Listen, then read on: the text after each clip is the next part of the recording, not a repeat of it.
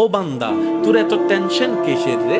আমি আল্লাহ তো তোর জন্য আছি। সুবহানাল্লাহ, আমি আছি না তোর? আরে যার কেউ নাই দেয় না টেনশন করে, যার টাকা নাই সে টাকা নিয়ে টেনশন করে, যার অভিভাবক নাই সে অভিভাবক নিয়ে টেনশন করে, যার মোবাইল নাই সে মোবাইল নিয়ে টেনশন করে। আরে আমি আল্লাহ তো আছি তোর, আমি আল্লাহ তো আছি, যিনি ইন্নাল্লাহ আলা কুল্লি শাইইন কাদির। আমি আল্লাহ রহমান তো আছি, আমি রহিম তো আছি, আমি গফফার তো আছি, আমি সাত্তার তো আছি। সুবহানাল্লাহ, আমি গফফার তো আছি, আমি রাজ্জাক তো আছি। আরে আমি থাকতে তোর টেনশন কি? বান্দা বলে যে কথা তো ঠিক, যার নাই সে এনে টেনশন করে। আমার আল্লাহ যদি আমার থাকে, আমার তো টেনশন করার দরকার। তার মানে আমি এতদিন টেনশন করেছি, আসলে আমি আমার আল্লাহকে রাখতে জানি নাই। আমি আমার আল্লাহকে রাখতে জানি, আমি আমার আল্লাহকে ধরে রাখার মতো ধরে রাখতে জানি নাই, যার কারণে তো টেনশন আমাকে স্পর্শ করেছে। সেজন্য দেখবেন আল্লাহ ওয়ালা যারা হয়, মাথার উপর ছাদ নাই কিন্তু টেনশন ছাড়া মুখে হাসি আছে, পেটের মধ্যে খাবার নাই মুখের মধ্যে কিন্তু টেনশন ছাড়া হাসি আছে, যার উজ্জ্বল দৃষ্টান্ত এই পৃথিবীকে চাক্ষুষ ভাবে দেখিয়ে দিয়েছেন কারবালার ময়দানে ইমাম আলী মাকাম ইমাম হুসাইন রাদিয়াল্লাহু তাআলা। সুবহানাল্লাহ, পরিবার সবাই শত্রুদের তীরের ভিতরে ছিল, তলোয়ারের ভিতরে ছিল, কাফেলার মধ্যে খাবার নাই কিন্তু মুখে কোনো টেনশন নাই, পানি নাই কিন্তু মুখে কোনো টেনশন নাই, পরিবার শহীদ হচ্ছে মুখে কোনো টেনশন নাই।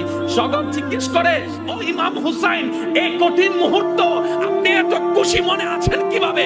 ইমাম হুসাইন উত্তর দেয়, আমার মাওলা তো আমার সাথে আছে, আমার টেনশন করার দরকার নেই। বান্দারে, তোমার অন্তর যখন ব্যথিত হয়ে যায়, উপশম করার মতো কেউ থাকে না।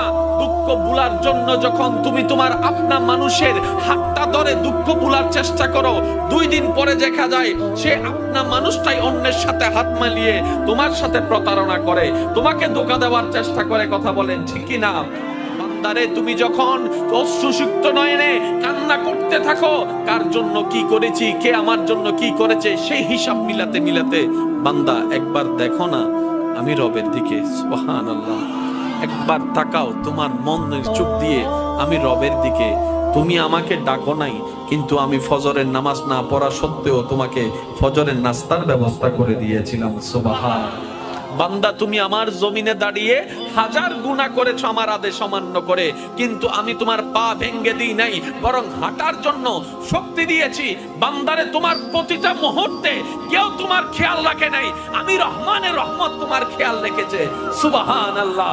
বান্দারে, তুমি যখন ব্যথিত হৃদয় নিয়ে রাতের অন্ধকারে রুমের মধ্যে কান্না করো যে কেউ নাই আমার পাশে, তখন আমি রব ডাক দিয়ে বলি, ইন্নাল্লাহ মা'না, আমি রব তোর সাথেই আছি। বলেন সুবহান।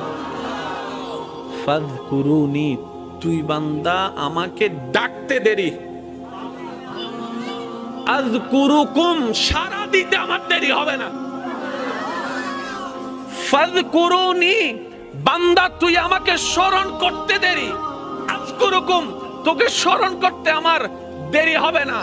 এক কথায় ফাযকুরুনি, বান্দা অভাবে পড়ে তুই আমাকে স্মরণ কর, আযকুরুকুম, অভাব থেকে মুক্তি করার মাধ্যমে আমি তোকে স্মরণ করব। সুবহান। ফাযকুরুনি, বান্দা বিপদে পড়ে তুই আমাকে স্মরণ কর, আযকুরুকুম, বিপদ থেকে উদ্ধার করে মাধ্যমে আমি তোকে স্মরণ করব। ফাযকুরুনি, অসুস্থ হয়ে তুই আমাকে স্মরণ কর, আযকুরুকুম, তোকে আমি নিরাময় দিয়ে স্মরণ করব। সুবহানাল্লাহ। ফাযকুরুনি, তুই ঋণে পড়ে আমাকে স্মরণ কর, আযকুরুকুম, আমি ঋণ মুক্তি দেওয়ার মাধ্যমে তোকে স্মরণ করব। ফাযকুরুনি, তুই পারিবারিক অশান্তির মাধ্যমে আমাকে স্মরণ কর, আযকুরুকুম, শান্তি দেওয়ার মাধ্যমে আমি তোকে স্মরণ করব।